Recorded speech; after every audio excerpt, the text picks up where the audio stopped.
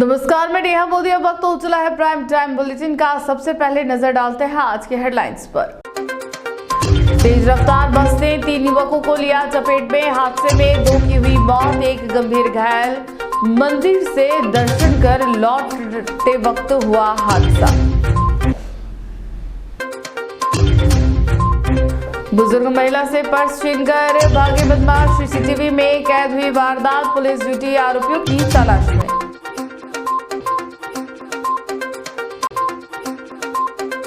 सरकारी स्कूल की boundary wall का हिस्सा ढहा। कई समय से थी जर्जर हालत में दीवार। बड़ा हादसा होने से टला। अब खबरें विस्तार से। सलुंबर के डैला क्षेत्र में एक दर्दनाक सड़क हादसा हुआ। इडाना माता के दर्शन कर लौट रहे 2 चचेरे भाइयों और एक दोस्त को सामने से आ रही तेज रफ्तार बस ने रौंद दिया। टक्कर इतनी भीषण थी कि कुलदीप और विशाल मौके पर ही मौत हो गए, जबकि चेतन गंभीर रूप से घायल हो गया। हादसे की खबर फैलते ही सलुंबर और खटीकवाड़ा में शोक की लहर दौड़ गई। पुलिस ने शवों को पोस्टमार्टम के लिए सदर अस्पताल भेजा और घायल युवक का उपचार जारी है। सलुंबर से लगभग 10 किलोमीटर दूर खटीकवाड़ा के डैला इलाके में एक भीषण सड़क हादसा हुआ। इडाना माता के दर्शन कर लौट रहे 3 युवक चेतन, कुलदीप और विशाल सड़क किनारे रुककर पेशाब करने लगे। इसी बीच सामने से आ रही तेज रफ्तार और अनियंत्रित बस ने उन्हें अपनी चपेट में ले लिया। टक्कर इतनी जबरदस्त थी कि कुलदीप और विशाल की मौके पर ही मौत हो गई, जबकि चेतन गंभीर रूप से घायल हो गया। घटना की सूचना मिलते ही पुलिस और एम्बुलेंस मौके पर पहुंचे। दोनों मृतक किशोर अपने अपने परिवारों की एकमात्र संतान थे। चेतन खटीक 12वीं कक्षा में पढ़ता है, जबकि कुलदीप 10वीं और विशाल 11वीं में अध्ययनरत थे। उनके माता पिता और गांववासी शोक में डूब गए। घायल चेतन का जिला अस्पताल में इलाज जारी है। हादसे से पहले तीनों बुलेट बाइक पर इडाना माता के दर्शन कर रहे थे और घर लौटते समय पुलिया पर तस्वीरें भी खिंचवा रहे थे, जो उनकी अंतिम याद बन गई। हादसे की खबर फैलते ही अस्पताल में रिश्तेदारों, मित्रों और ग्रामीणों की भारी भीड़ जमा हो गई।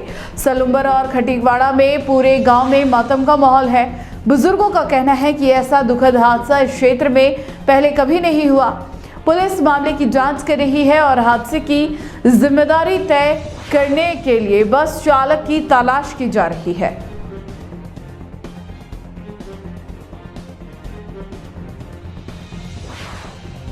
उदयपुर के सूरजपोल थाना क्षेत्र में गुरुवार शाम एक बुजुर्ग महिला के साथ सड़क पर शातिराना चोरी की वारदात हुई। टाउन हॉल रिंग रोड पर बाइक सवार 2 नकाबपोश बदमाशों ने महिला का पर्स छीन लिया। पर्स में 2 मोबाइल, करीब 3000 रुपए और जरूरी दस्तावेज थे। महिला के चिल्लाने पर आसपास के लोग बाहर आए और बदमाशों का पीछा किया, लेकिन वे फरार होने में कामयाब रहे। घटना का सीसीटीवी फुटेज सामने आ चुका है। गुरुवार की शाम करीब 8 बजे टाउन हॉल रिंग रोड पर 2 बदमाश सवार नकाबपोश बदमाशों ने बुजुर्ग महिला का पर्स छीना। महिला अपनी परिचित के साथ लिबर्टी एसोसिएट शोरूम में खरीदारी करने आई थी। बदमाशों ने पहले रेकी की और दोनों महिलाओं को करीब 20 फीट पीछे से फॉलो किया। जैसे ही महिलाएं स्कूटी से उतरी, बदमाश बाइक को चालू करके महिला के कंधे पर लटका पर्स झपटकर फरार हो गए। महिला जोर जोर से चिल्लाई। शोरूम स्टाफ और आसपास के लोग तुरंत बाहर आए और बदमाशों का पीछा किया, लेकिन वे किसी तरह बचकर भाग निकले। पर्स में 2 मोबाइल, लगभग 3000 रुपए और जरूरी दस्तावेज थे।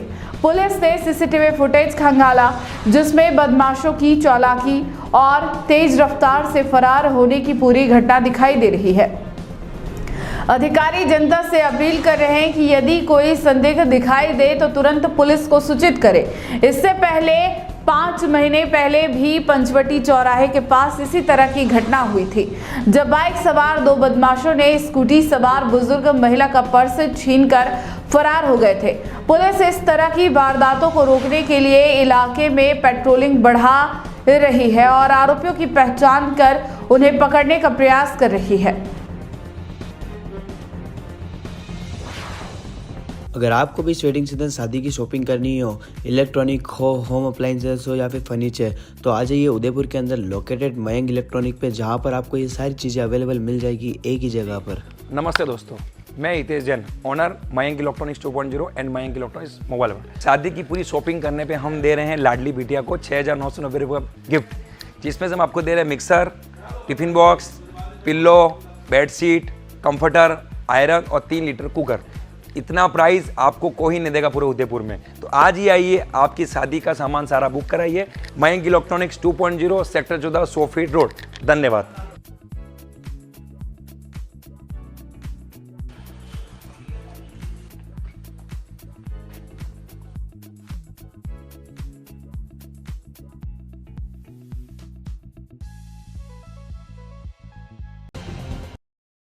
उदयपुर के टेकरी क्षेत्र में एक सरकारी स्कूल की बाउंड्री वॉल का हिस्सा अचानक ढह गया। दीवार गिरते ही पास खड़ी 2 स्कूटी क्षतिग्रस्त हो गई।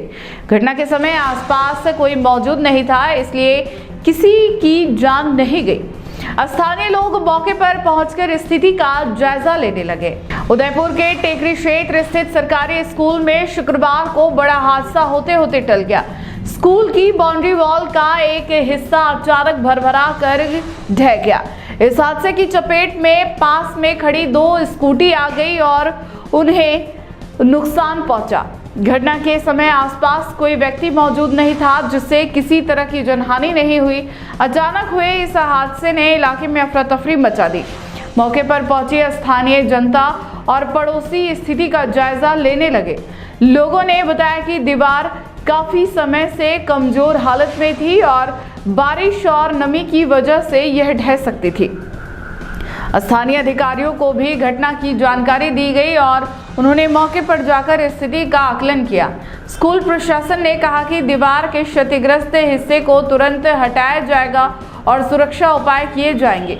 अधिकारियों ने भविष्य में ऐसी घटनाओं से बचाव के लिए नियमित निरीक्षण और मरम्मत की आवश्यकता पर जोर दिया।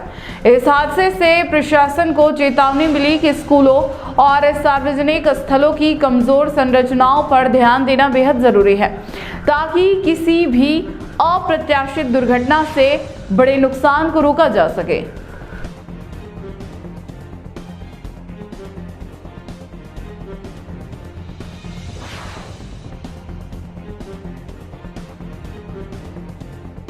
उदयपुर में श्री राष्ट्रीय राजपूत करनी सेना के मावली ब्लॉक अध्यक्ष राहुल सिंह सारंग देवोत की सड़क हादसे में दर्दनाक मौत ने पूरे इलाके को शोक में डुबो दिया है।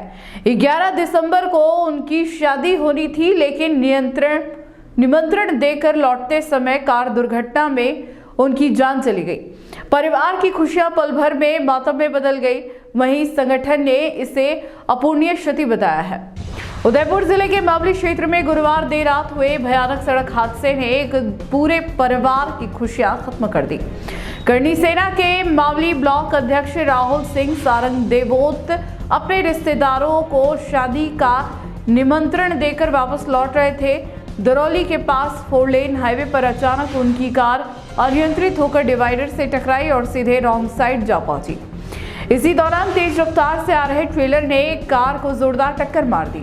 हादसा इतना गंभीर था कि वाहन आगे और पीछे से पूरी तरह पिचक गया और राहुल की मौके पर ही दर्दनाक मौत हो गई।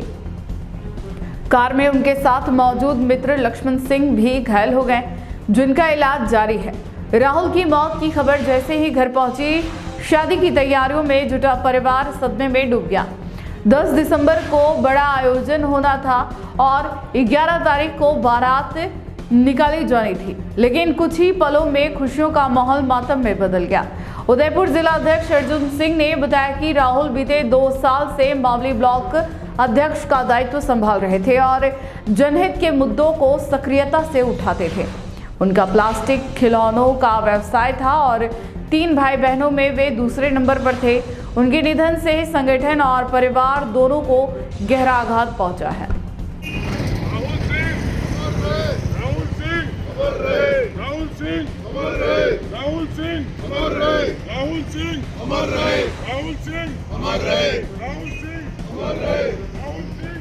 बेगो उपखंड खंड क्षेत्र की ठुकराई पंचायत के श्रीनगर गांव में गुरुवार रात ग्रामीणों ने चारागाह भूमि पर हो रहे अवैध खनन को रोकते हुए जेसीबी और उसके चालक को पकड़कर पुलिस के हवाले कर दिया।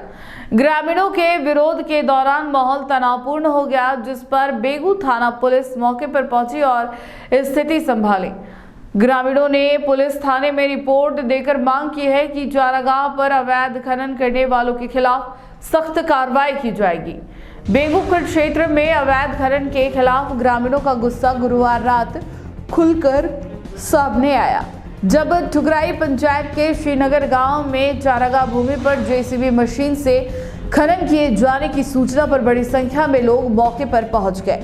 ग्रामीणों ने देखा कि चारागाह क्षेत्र के बीचों बीच जेसीबी से भरे गहरे गड्ढे खोदे जा रहे थे।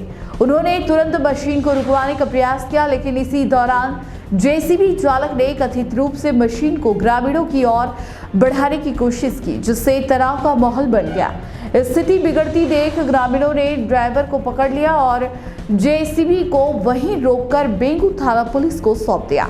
सूचना मिलने पर पुलिस टीम भी मौके पर पहुंची और अवैध खनन गतिविधि की प्रारंभिक जांच की। पुलिस को सौंपते समय ग्रामीणों ने साफ कहा कि पंचायत की चारागाह भूमि उनके मवेशियों के लिए जीवन रेखा है और ऐसे अवैध खनन को किसी भी कीमत पर बर्दाश्त नहीं किया जाएगा। ग्रामीणों ने बेगू पुलिस थाने में रिपोर्ट दर्ज करवाते हुए आरोप लगाया कि लंबे समय से इस क्षेत्र में अवैध खनन चल रहा है और इसकी शिकायत कई बार की गई, लेकिन ठोस कार्रवाई नहीं हो सकी। उन्होंने माइनिंग विभाग को भी फोन पर सूचना दी और मांग की कि दोषियों के खिलाफ कड़ी कार्रवाई की जाए, ताकि भविष्य में कोई भी चारागाह भूमि से छेड़छाड़ करने की हिम्मत ना करे। ग्रामीणों का कहना है कि यदि समय रहते कार्रवाई नहीं हुई तो वे बड़े पैमाने पर आंदोलन की भी चेतावनी देते हैं। ये हमारे गांव श्रीनगर के चरनोट भूमि का मामला है। इसमें हमारे गांव की जो गोचर भूमि है, जो गांव द्वारा प्रस्तावित अपने गौशाला का निर्माण भी करवाना है, वहाँ पे वो जो प्रस्तावित है गांव की तरफ से, उस पर एक जेसीबी द्वारा अवैध खनन किया जा रहा था। इस पर हमारे गांव वालों को, सभी युवा साथियों को हमारे को सूचना मिली कि हमारे चारागाह भूमि पर एक अवैध जेसीबी से अवैध तरीके से खनन किया जा रहा है। तो सभी युवा साथियों ने मिलकर उस जेसीबी को रोकने का प्रयास किया। उसके बाद में जेसीबी ड्राइवर ने उसे जोर से भगाने की कोशिश की। इस पर हमारे युवा साथियों को कुछ चोटें भी आई और इस पर उसने धमकियाँ भी दी हमारे साथियों को। तो सभी युवा साथी और गांव वालों ने मिलकर उस जेसीबी और ड्राइवर को रोका और इस पर पुलिस थाना हमारे बेगू में सूचित किया गया और इस पर पुलिस वालों को सुपुर्द करके ड्राइवर और जेसीबी को सुपुर्द कर दिया गया है। और माइनिंग विभाग में हमारे आवेश जी है, उनको जो फोरमैन है चित्तौड़गढ़ से, उनको सूचना दी गई कि इस जेसीबी को रुकवा कर और अवैध तरीके से जो खनन हो रहा है उसको रोकने के लिए उचित कार्रवाई करें। कितने बीघा पे हुआ? ये लगभग 2-3 बीघा पे चल रही थी, अलग अलग जगह पर चल रही थी और शाम को लगभग ये 5 बजे से चल रही थी, 8 बजे तक 2-3 घंटे चली थी। और इसकी सुरक्षा को लेकर आपने पहले क्या किया है? पहले 2-3 बार इनको सूचना भी दी थी कि हमारी ये गांव की ज़मीन है, गोचर भूमि है, यहाँ पर गौशाला बननी है, लेकिन ये इस चीज़ को मानते ही नहीं है। इस पर हमारे सभी गाँव वालों को रोष है और इस पर आक्रोश भी है। परेशान हो रहे हैं, गोचर भूमि, हमारे पर्यावरण को नुकसान हो रहा है, हमारी गायें बेचे जाती है, गोधन है, वो उस ज़मीन पर जाते हैं तो उनके खड्डे होने से उसमें चला भी नहीं जाता है उनसे। इससे हमारी ज़मीन को भी नुकसान हो रहा है, हमें भी नुकसान हो रहा है, हमारे पेड़ पौधों को भी नुकसान हो रहा है। इस पर उचित कार्रवाई के लिए हमने खनन विभाग को सूचना दी है, लेकिन अभी तक कोई कार्रवाई नहीं हुई है। अभी थाने में सपोर्ट भी किया है उनको। अब आशा है कि हमारे कल की दिनांक में अपने खनन विभाग से जो अधिकारी आएंगे इस पर उचित कार्रवाई करेंगे। उदयपुर में दंत चिकित्सा के क्षेत्र में एक बड़ा कदम बढ़ाते हुए विश्नोई डेंटल केयर ने शुक्रवार को एक साथ 4 नई शाखाओं की शुरुआत कर दी। मेवाड़ राज परिवार के लक्ष्यराज सिंह मेवाड़ ने इस शाखाओं का शुभारंभ किया। करीब 18 वर्षों से मेवाड़ अंचल में सेवा दे रहे इस संस्थान ने अब हिरणमगरी, फतेहपुरा, सरदारपुरा और सुभागपुरा में आधुनिक सुविधाओं से लैस नए सेंटर खोले हैं। संस्थान को कहना है कि उद्देश्य मुनाफा नहीं बल्कि हर तबके को बेहतर और किफायती दंत उपचार उपलब्ध करवाना है। उदयपुर में दंत चिकित्सा सेवाओं का दायरा और अधिक विस्तृत हो गया है, क्योंकि विश्नोई डेंटल केयर ने एक साथ शहर में 4 नई शाखाओं का शुभारंभ कर दिया है। मेवाड़ राज परिवार के युवा सदस्य लक्ष्यराज सिंह मेवाड़ ने इन आधुनिक सेंटरों का उद्घाटन किया। हिरणमगरी, फतेहपुरा, सरदारपुरा और शुभागपुरा में खोले गए हैं नए क्लिनिक। केवल दंत उपचार केंद्र ही नहीं बल्कि अत्याधुनिक तकनीक और विशेषज्ञ डॉक्टर्स का एक संगठित नेटवर्क पेश करते हैं। बिश्नोई डेंटल केयर के डायरेक्टर आर बिश्नोई और शारदा बिश्नोई ने बताया कि संस्था पिछले 18 वर्षों से मेवाड़ अंचल में गुणवत्तापूर्ण दंत सेवाएं दे रही है। निम्बाहेड़ा स्थित मुख्यालय में 35 डेंटल चेयर और करीब 90 डॉक्टर्स की टीम कार्यरत है। इसके अलावा चित्तौड़गढ़, नीमच, छोटी सादड़ी, मंगलवाड़, बेगू और पिंडवाड़ा में भी उनकी शाखाएं सफलतापूर्वक संचालित हो रही है। संस्थान की खासियत यह है कि हर शाखा oral surgery, root canal, implant और अन्य विशेष उपचारों के लिए अलग अलग विशेषज्ञ डॉक्टर्स की टीम के साथ काम करती है। इसका उद्देश्य यह सुनिश्चित करना है कि मरीज को उसकी समस्या के अनुरूप सबसे उपयुक्त विशेषज्ञ का इलाज मिले। इसके साथ ही अस्पताल के पास मोबाइल डेंटल यूनिट भी है जो ग्रामीण व जरूरतमंद क्षेत्रों में जागरूकता अभियान चलाती है और निःशुल्क इलाज उपलब्ध कराती है। अत्याधुनिक तकनीक की बात करें तो यह रोबोटिक दंत चिकित्सा मशीन भी मौजूद है जिसे जल्द ही अन्य शाखाओं में भी शामिल किया जाएगा। देखिए, बिश्नोई डेंटल केयर की ऑलरेडी 6-7 ब्रांचेज ऑलरेडी पहले से हैं और अब हम उदयपुर में अपना भी 4 ब्रांचेस के साथ में उदयपुर में आए हैं। पहली ब्रांच हमारी हिरणमगरी में है, दूसरी ब्रांच सरदारपुरा में हनुमान टेम्पल के सामने, तीसरी जो ब्रांच है वो फतेहपुरा सर्कल पर और चौथी शुभागपुरा में है। और हमारे सारे सेंटर्स हैं वो अत्याधुनिक उपकरणों से सुसज्जित मशीनों के साथ में हैं और जो लेटेस्ट जो और एडवांस जितनी भी मशीनें हैं वो हमारे यहाँ पे अवेलेबल है। हर सेंटर पे हमने 4-4 चेयर का सेटअप है, ओपीजी मशीन के साथ में है, इंट्राओरल स्कैनर के साथ में, डेंटल रोबोट, लेज़र और सारी फैसिलिटीज़ के साथ में हमने यहाँ पे उदयपुर में अपने 4 सेंटर्स है वो आज से स्टार्ट किए हैं और जिसका उद्घाटन श्री जी हुजूर डॉक्टर लक्ष्यराज सिंह जी मेवाड़ द्वारा किया गया। और इसमें हिमांशु सिंह जी, सुनील जी बिश्नोई और उदयपुर की जाने माने सारे लोगों ने हमें बहुत आशीर्वाद दिया। इसके लिए मैं मीडिया के लोगों का भी बहुत बहुत आभार व्यक्त करता हूँ। अगर आपको भी वेडिंग सीजन शादी की शॉपिंग करनी हो, इलेक्ट्रॉनिक हो, होम अप्लाइंसेस हो या फिर फर्नीचर, तो आ जाइए उदयपुर के अंदर लोकेटेड मयंक इलेक्ट्रॉनिक पे, जहाँ पर आपको ये सारी चीज़ें अवेलेबल मिल जाएगी एक ही जगह पर। नमस्ते दोस्तों, मैं Hitesh Jain, owner Mayank electronics 2.0 and Mayank electronics mobile world. शादी की पूरी शॉपिंग करने पे हम दे रहे हैं लाडली बिटिया को 6,990 रुपये का गिफ्ट, जिसमें से हम आपको दे रहे हैं mixer, tiffin box, pillow, bedsheet, comforter, iron और 3 लीटर कुकर। इतना प्राइस आपको कोई नहीं देगा पूरे उदयपुर में। तो आज ही आइए, आपकी शादी का सामान सारा बुक कराइए। Mayank electronics 2.0, sector 14, 100 feet road. धन्यवाद।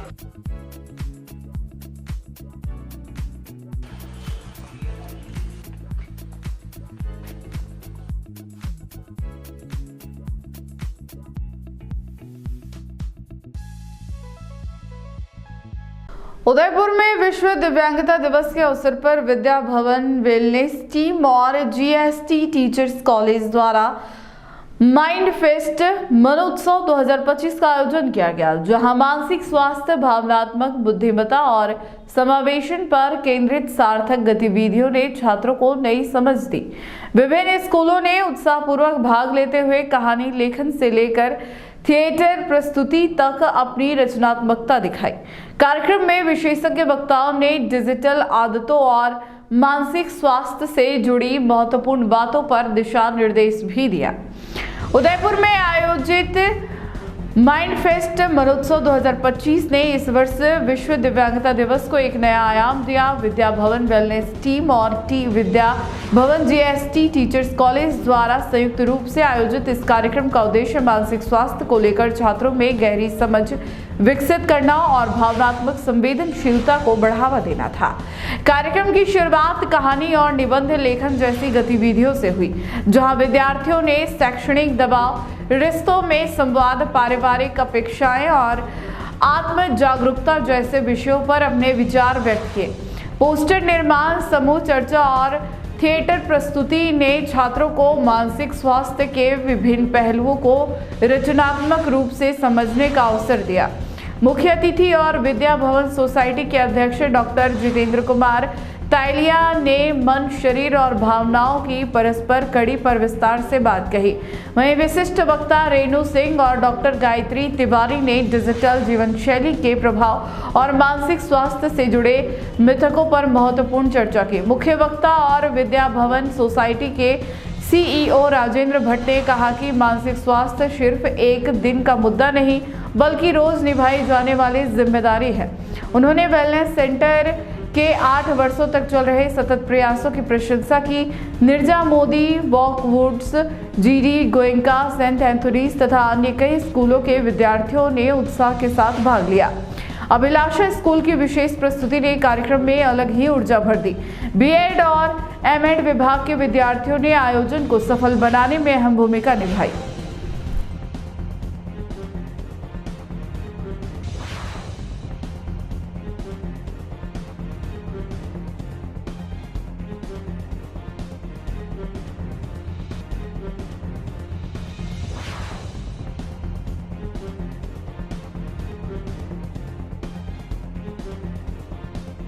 बांसवाड़ा जिले में शिक्षिका लीला हत्याकांड के आरोपी महिपाल उर्फ रावण को पुलिस गुरुवार को घटनास्थल पर तस्दीक के लिए लेकर गई, जहां पूरे इलाके में बड़ी संख्या में स्थानीय लोग उमड़ पड़े।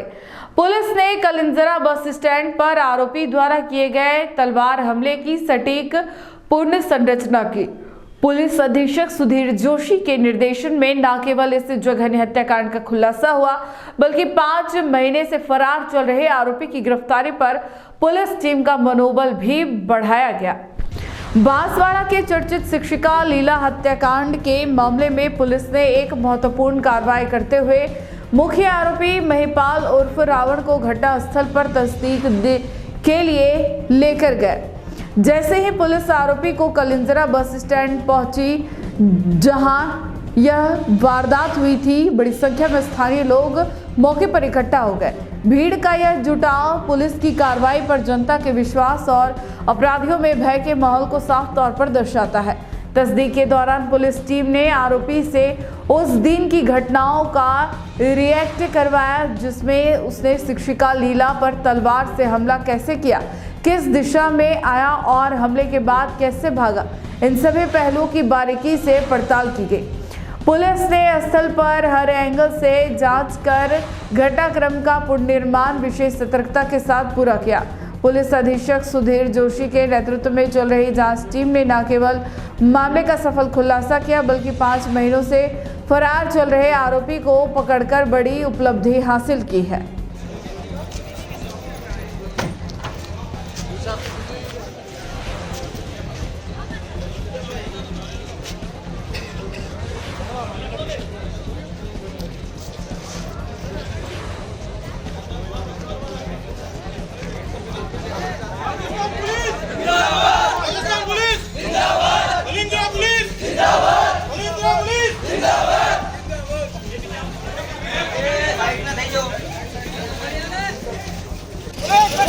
जिंदाबाद पुलिस प्रशासन जिंदाबाद जय साहब जिंदाबाद जय साहब जिंदाबाद जय साहब जिंदाबाद पुलिस प्रशासन जिंदाबाद पुलिस प्रशासन जिंदाबाद पुलिस सीआई जिंदाबाद पुलिस सीआई जिंदाबाद।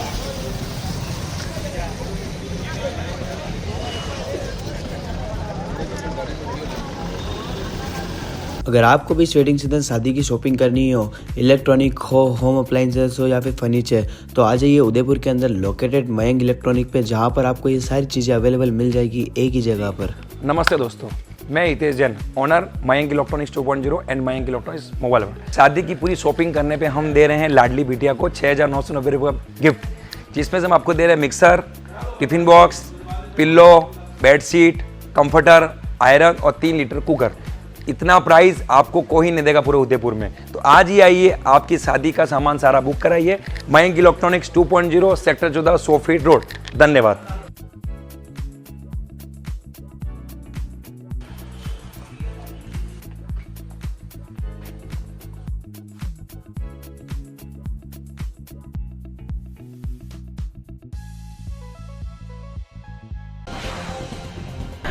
डूंगरपुर में मुख्यमंत्री जन आवास योजना के तहत गुरुवार को 360 परिवारों को उनके नए आवास सौंपे गए। राज्य मंत्री झावर सिंह खर्रा मुख्य अतिथि रहे। कार्यक्रम में विधायक, पूर्व सांसद, समाजसेवी और नगर परिषद अधिकारी मौजूद थे। समारोह में लाभार्थियों को चाबियां दी गई और पौधारोपण भी किया गया। डूंगरपुर के वसुंधरा बिहार में मुख्यमंत्री जन आवास योजना के तहत गुरुवार को 360 परिवारों को उनके नए घर सौंपे गए। राज्य मंत्री नगरीय विकास एवं स्वायत्त शासन विभाग झावर सिंह खर्रा मुख्य अतिथि रहे। कार्यक्रम में सागवाड़ा विधायक शंकर लाल देचा, पूर्व सांसद कनकमल कटारा, पूर्व राज्य मंत्री सुशील कटारा, नगर परिषद सभापति अमृतलाल कलासवा और कई समाजसेवी भी उपस्थित थे। समारोह का प्रारंभ अतिथियों ने प्रारंभिक स्वागत और जलाभिषेक से हुआ। इसके बाद लाभार्थियों को उनके आवास की रजिस्ट्री और चाबियां सौंपी गई। राज्य मंत्री झावर सिंह खर्रा ने कहा कि प्रधानमंत्री के आह्वान के अनुसार हर परिवार का अपना घर होना आवश्यक है और सभी को आवासीय योजनाओं में सक्रिय भागीदारी निभानी चाहिए। उन्होंने पर्यावरण संरक्षण के लिए पौधारोपण करने और इसकी देखभाल करने का भी आह्वान किया। विधायक शंकर लाल देचा ने बताया कि सरकार ने सबका साथ, सबका विकास, सबका विश्वास के मूल मंत्र के तहत आम लोगों के लिए आवास का सपना पूरा किया। समाज सेवी और अन्य अतिथियों ने भी योजना की सफलता और जन कल्याणकारी पहल की सराहना की। समारोह में जन आवासों का लोकार्पण किया गया और सभी लाभार्थियों ने नए घरों में प्रवेश किया।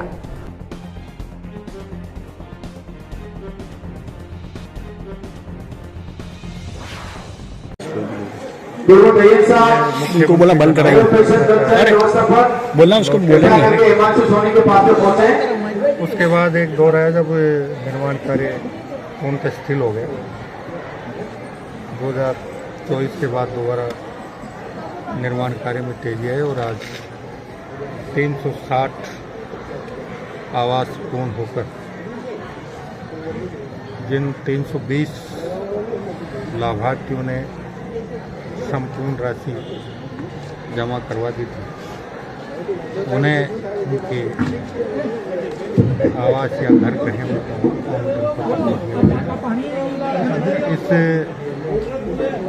मुख्यमंत्री जन आवास की कॉलोनी पेयजल, सड़क, विद्युत, हर तरह की सुविधाएं प्रदान की गई हैं और उम्मीद करेंगे कि आने वाले समय में एक आदर्श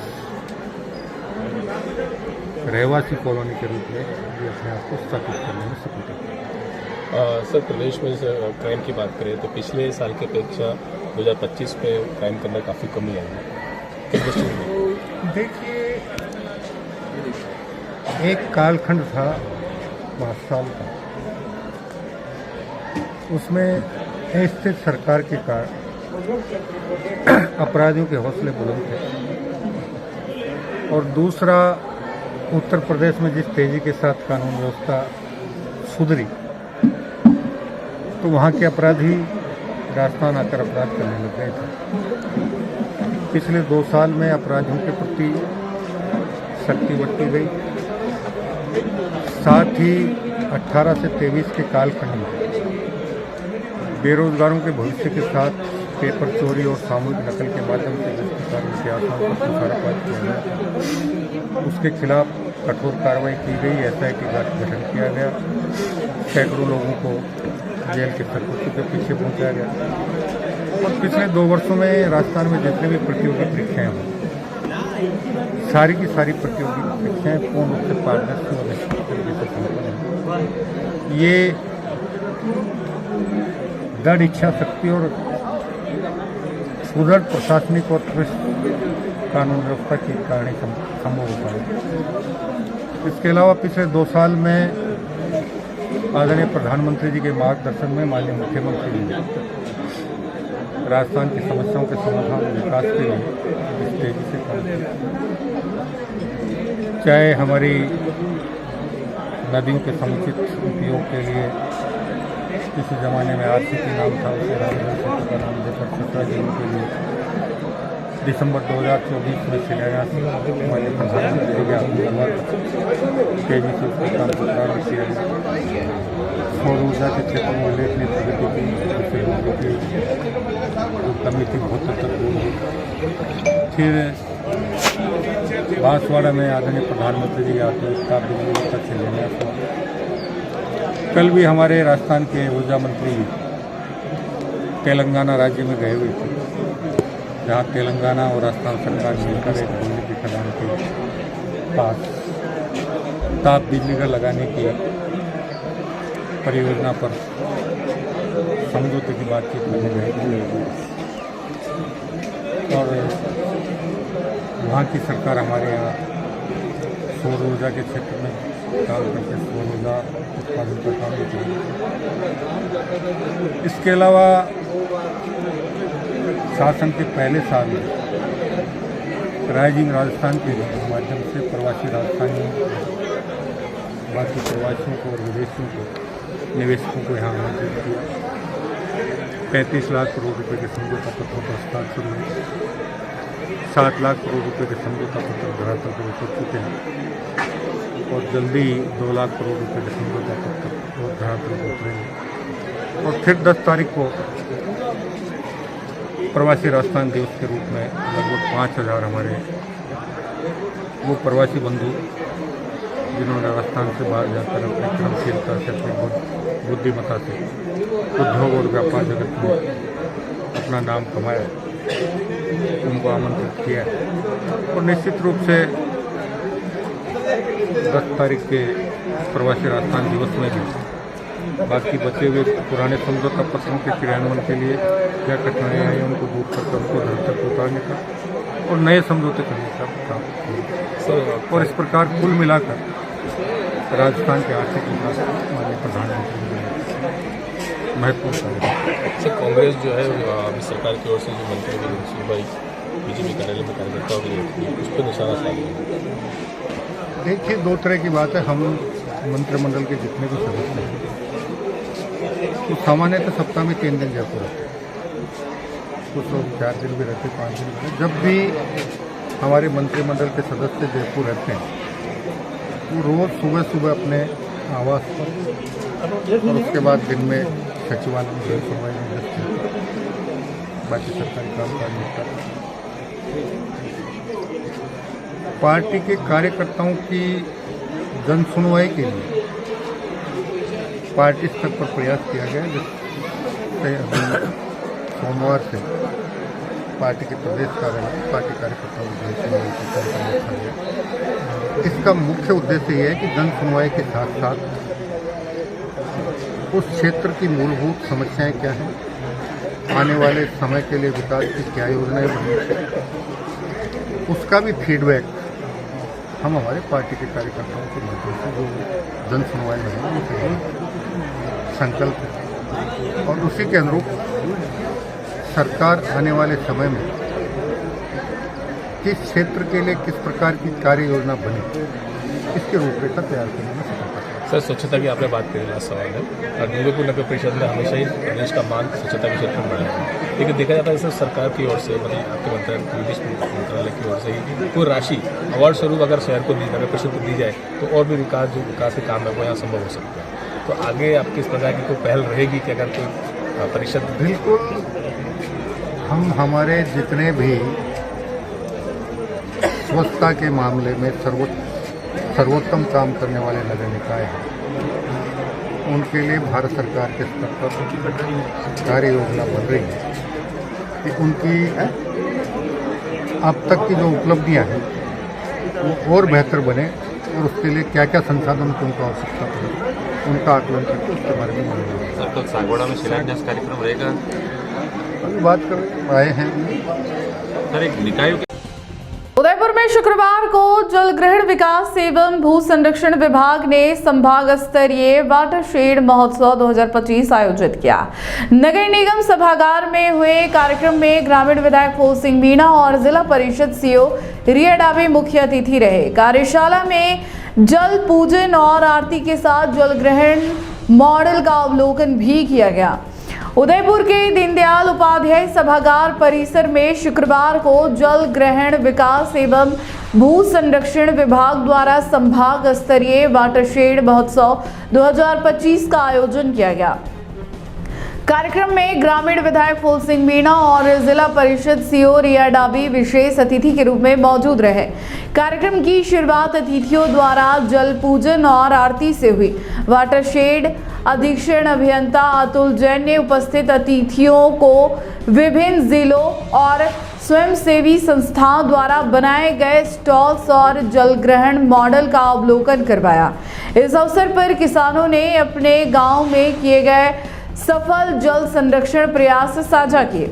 विधायक फूल सिंह मीणा ने कहा कि पहाड़ी और ट्राइबल क्षेत्रों में पानी की गंभीर समस्या है। वाटरशेड और मुख्यमंत्री जल स्वावलंबन योजना से हैंडपंप और ओपन वेल्स में पानी उपलब्धता बढ़ी है।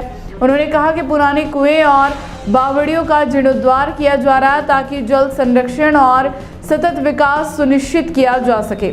कार्यशाला में यह भी तय हुआ कि नए नाले, बावड़ी या नदी के संरक्षण के लिए स्थानीय सुझाव और अधिकारियों के साथ मिलकर ठोस कदम उठाए जाएंगे।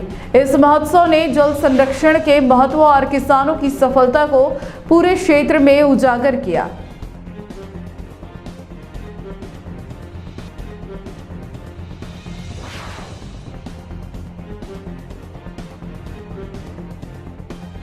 शुभारंभ किया गया। वास्तव में इस संभागीय स्तरीय वाटर महोत्सव 2025 में यहाँ पर हर किसान को, जो मुख्य गांवों के जो किसानों ने जो अच्छा काम किया है, उनको यहाँ पर एकत्रित करके और इसमें अच्छा क्या कर सकते हैं जिससे हम और हमारी धरती को हरी भरी बना सकते हैं। इस ट्राइबल एरिया के अंदर पानी की सख्त ज़रूरत है।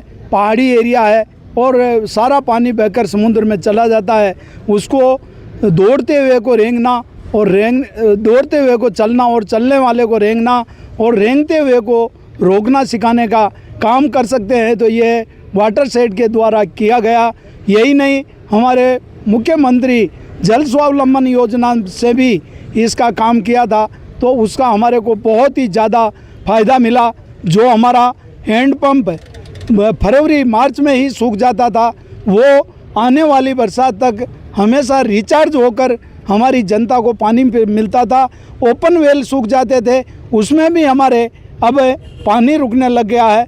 कुआं बावड़ी हो या कोई भी, जो बावड़ियाँ भी हमारी पुरानी, जो वास्तव में हमारी धरोहर थी, जो ऐतिहासिक बावड़ियाँ थी, उनका भी जीर्णोद्धार करके साफ़ सफाई करके उसको भी अच्छा करने का प्रयास कर रहे हैं। और आज यहाँ एक दिवसीय यहाँ पर कार्यशाला रखी है। इसमें और अच्छे सुझाव आएंगे तो उसमें और अच्छा क्या कर सकते हैं।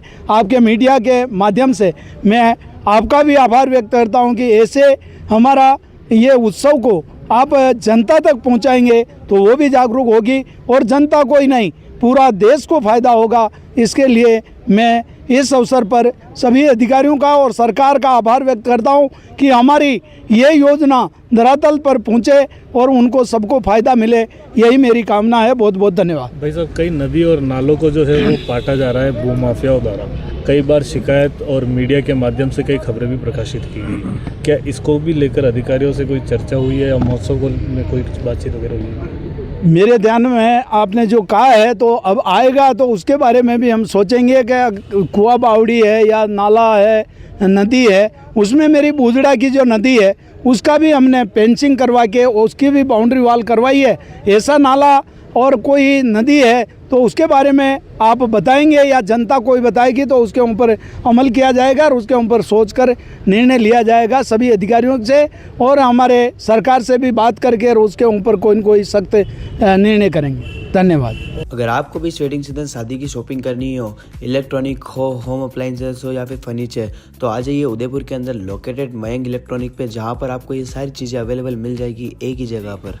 नमस्ते दोस्तों, मैं Hitesh Jain, owner Mayank electronics 2.0 and Mayank electronics mobile world. शादी की पूरी शॉपिंग करने पे हम दे रहे हैं लाडली बिटिया को 6,990 रुपये का गिफ्ट, जिसमें से हम आपको दे रहे हैं mixer, tiffin box, pillow, bedsheet, comforter, iron और 3 लीटर कुकर। इतना प्राइस आपको कोई नहीं देगा पूरे उदयपुर में। तो आज ही आइए, आपकी शादी का सामान सारा बुक कराइए। Mayank electronics 2.0 sector 14 100 feet road. धन्यवाद।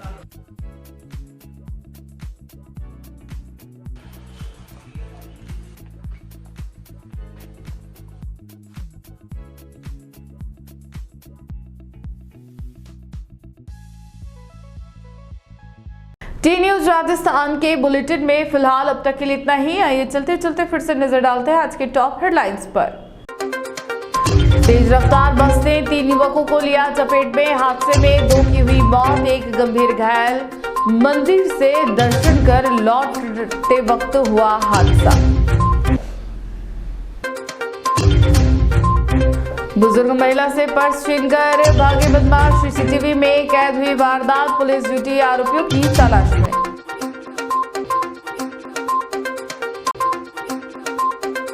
सरकारी स्कूल की बाउंड्री वॉल का हिस्सा ढहा। कई समय से थी जर्जर हालत में दीवार। बड़ा हादसा होने से टला। आज के बुलेटिन में इतना ही। अब दीजिए इजाजत नेहा मोदी को। ऐसी ही तमाम बड़ी खबरें देखने के लिए बने रहिए टी न्यूज राजस्थान के साथ। नमस्कार।